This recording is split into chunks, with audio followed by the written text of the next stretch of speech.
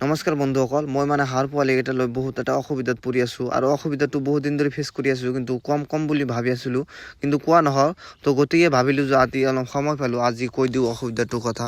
মানে অসুবিধাটো এনেকুৱা যে আপোনালোকেতো জানে, মোৰ হাঁহৰ ঘৰ এটাই, মানে মোৰ যিটো ঘৰত মানে কণীৰ পৰা হাঁহকেইটা ৰাখিছোঁ, সেইটো ঘৰতে মোৰ হাঁহৰ পোৱালিকেইটা ৰাখিছোঁ।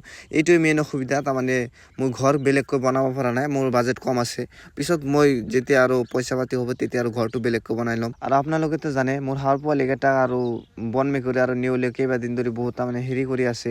সেইকাৰণে মোৰ হাঁহৰ পোৱালিকেইটাক পুৱাই এৰি নিদিওঁ, আৰু পুৱাই এৰি দিলে সিহঁতে ধান খেতিত গুচি যায়। সেইকাৰণে পুৱাই এৰি নিদিওঁ, সিহঁতক অলপ তাৰমানে দুপৰীয়া সময়ত এৰি দিওঁ, যাতে সিহঁতে ধান খেতিত যাব নোৱাৰে। আৰু যিকেইটা কণী পৰা হাঁহ আছে সেইকেইটাকতো আৰু ধৰি ৰাখিব নোৱাৰে, সেইকেইটাক পুৱাই এৰি দিব লাগে।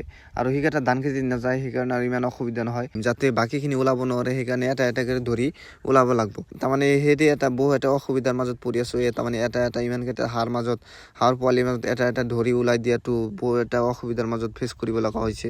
তথাপিও উপায় নাই আৰু কৰিব লাগিব, যিহেতু সৰুকেইটা আৰু এনেকৈ যদি এৰি দি থাকোঁ, সৰুকেইটা মোৰ সমাপ্ত হৈ যাব। তাৰমানে আৰু নেউলে আৰু বন মেকুৰীয়ে খাই শেষ কৰি দিব।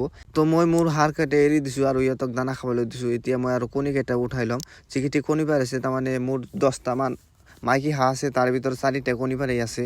তো বহুত ভাল এটা ৰিজাল্ট পাইছোঁ কণী পাৰাৰ ক্ষেত্ৰত, আৰু পাম বুলি আশা কৰিছোঁ। এতিয়া মই আৰু কণীকেইটা থৈ ল'ম, তাৰপিছত সিহঁতক দানা খাবলৈ দিম। এতিয়া মই যিকেইটা সৰু হাঁহৰ পোৱালি আছে সেইকেইটাক মই ঘৰৰ ভিতৰতে দানা দি দিম। আৰু ঘৰৰ ভিতৰত দানা দিয়াটো বহুত এটা অসুবিধাৰ বিষয় হৈছে মোৰ কাৰণে। মানে সিহঁতক ঘৰৰ ভিতৰতে দানা দিয়াটো বহুত তাৰমানে অসুবিধা ফেচ কৰিব লগা হৈছে। তো প্ৰথমে মই দানাকেইটা দি ল'ম, দানা দি লোৱাৰ পিছত আৰু পানী শুকান, তাৰমানে দানাখিনি অলপ শুকান দিছোঁ, আৰু পানী মই বেলেগকৈ দি দিম। পানী দানাৰ লগত মিক্স কৰি নিদিওঁ, যিহেতু মিক্স কৰি দিলে সিহঁতৰ তাৰমানে গা পা আৰু লগাই আৰু কিবা হেৰি কৰি দিব, সেইকাৰণে মিক্স কৰি নিদিওঁ। দানা আৰু পানী বেলেগ কৰি দি দিম। তো ইহঁতৰ দানা আৰু পানী বেলেগ কৰি দি দিছোঁ। এতিয়া ইহঁতৰ খোৱা শেষ হ'লে মই আৰু বাকী যিখিনি বস্তু আছে সেইখিনি বাহিৰত ওলাই থৈ দিম। বাইদেৱে ধন্যবাদ।